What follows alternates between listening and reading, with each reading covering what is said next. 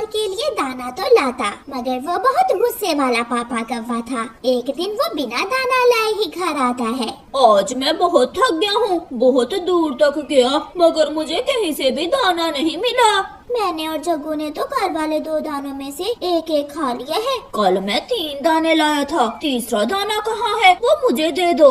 जग्गू के पापा, अब जग्गू को कुछ न कहना, वो दाना तो जग्गू ने अपने दोस्त को दे दिया था। पापा, वो बहुत भूखा था। मम्मा, मैंने आपसे पूछ कर ही तो दिया था। इसी बात पर कालू कौवा बहुत गुस्से में आ जाता है। किससे पूछा? दाना कमा कर मैं लाता हूँ, मुझसे पूछ कर देना था। तुम अभी से दूसरे पक्षियों में दाना बांटने लगे हो।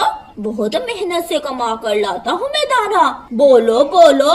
पापा, गलती हो गई। मगर कालू कौवा गुस्से में एक थप्पड़ अपने बेटे जग्गू को लगा देता है। गलती हो गई, अब मैं क्या खाऊंगा? तुम दोनों ने तो अपना पेट भर लिया है।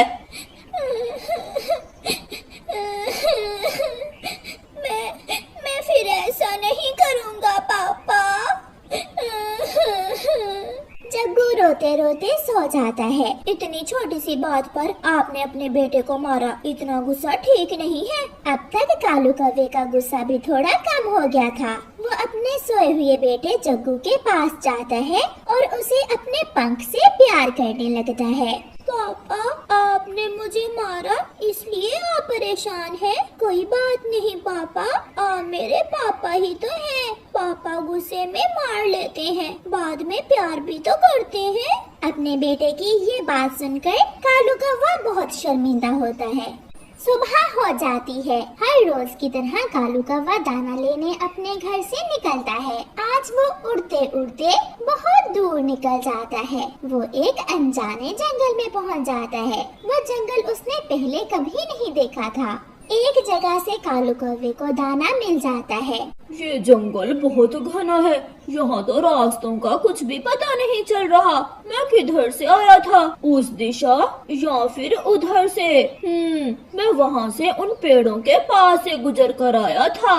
ऐसे कालू कौवा रास्ता भूल जाता है और दूसरी दिशा में उड़ने लगता है।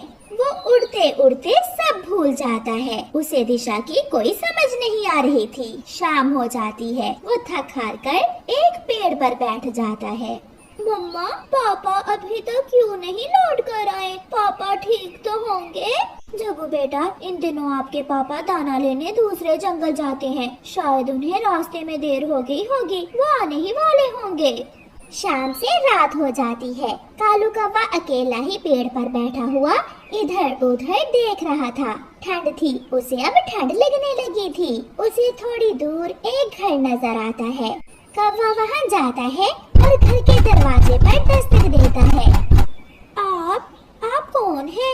मैं कालू कौवा हूँ। मैं अपने जंगल का रास्ता भूल गया हूँ। ठंड बहुत लग रही है। क्या आज की रात आप मुझे अपने घर में रख लेंगी?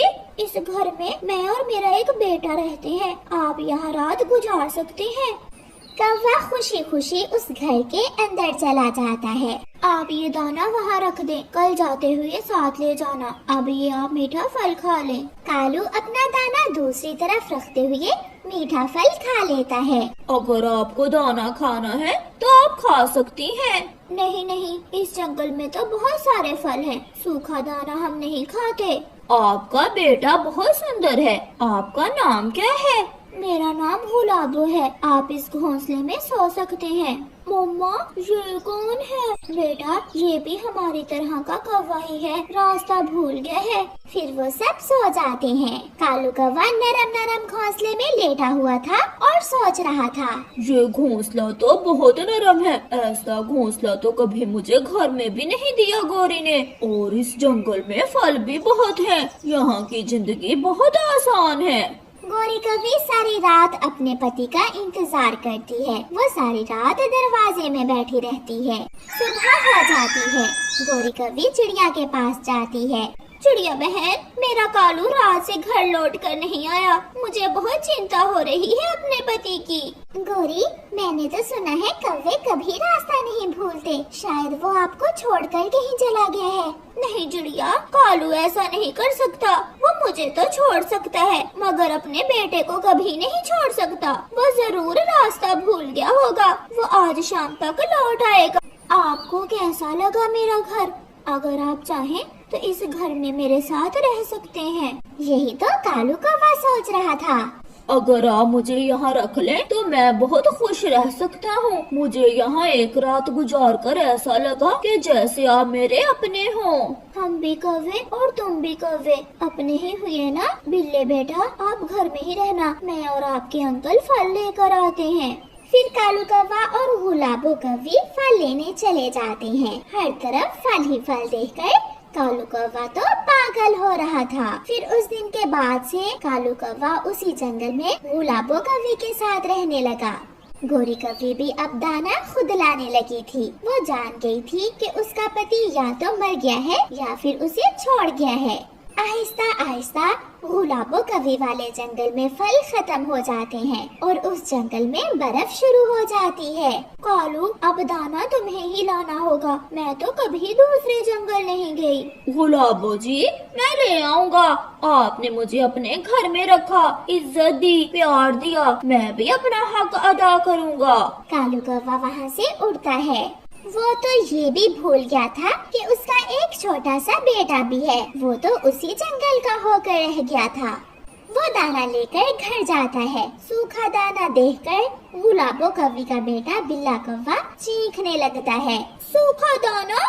मम्मा मम्मा, नौकर सूखा दाना लेकर आया है। मैं नहीं खाऊंगा ये दाना। ये सुनकर कालू कौवे को गुस्सा आ जाता है और वो गुलाबो के बेटे के एक हल्की सी लगा देता है। मैं नौकर नहीं हूँ। बेशरम, बेहया, तुमने मेरे बेटे को मारा। गुलाबो, तुमने सुना नहीं? इसने मुझे नौकर कहा। नौकर नौकर नौकर, अब लगाओ हाथ मुझे बेगैरत कौवे। मैं जान से मार दूंगा तुम्हें। चलो निकलो यहाँ से, निकलो यहाँ से। मेरे घर में रहकर हमें ही आंख दिखाते हो। दबे पाँव कालू कौवा वहाँ से निकल जाता है। वो रास्ते में जाते हुए सोच रहा था कि वो उसका परिवार ही था जो उसका गुस्सा भी बर्दाश्त करता था। अगर वो दाना लाता था तो उसका बेटा और पत्नी उसकी इज्जत करते थे, मगर बेगाने तो बेगाने होते हैं। फिर कालू कौवा बुलबुल से रास्ता पूछता है। वो उड़ता है और फिर मैना से पूछता है। वो फिर से उड़ता है और आखिरकार वो अपने जंगल में पहुंच जाता है। घर जाते ही उसका बेटा जग्गू अपने पापा के गले लग जाता है। पापा आ गए, पापा आ गए, मेरे पापा आ गए। आप कहाँ चले गए थे कालू जी? कालू कौवा रोते हुए कहता है, मैं भूल गया था। मैं सच में रास्ता भूल गया था और बहुत दूर निकल गया था। और फिर मुझे मालूम हुआ कि सही रास्ता क्या है और मैं जल्दी ही वापस लौट आया। सुबह का भूला अगर शाम को घर लौट आए तो उसे भूला नहीं कहते। हाँ गौरी, सच कहा। घर भी अपना और परिवार भी अपना। प्यार अपनों से ही मिलता है। फिर वो सब खुशी खुशी अपना जीवन गुजारते।